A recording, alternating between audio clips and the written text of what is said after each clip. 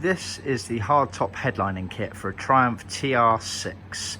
So it's only applicable to the TR6s which had the factory original hard tops, detachable hard tops on them.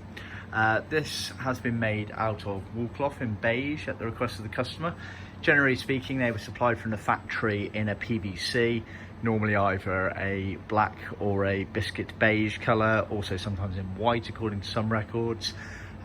We can also offer it in Woolcloth in either grey, beige or green.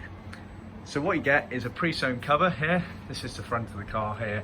This is also the underside of the headliner. As you can see, it has the loops sewn in for the rods to go across there.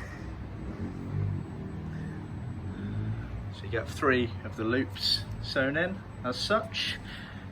We have made this sufficiently wide enough so that it actually allows you to grab the sides and pull and get tension on it, so areas like this don't matter, it's going to be well within the parameters.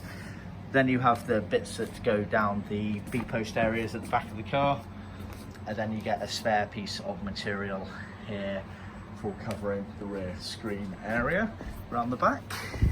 So if you look on the front of it here, you just have seams going across basically. So that is your kit. See our website for more details.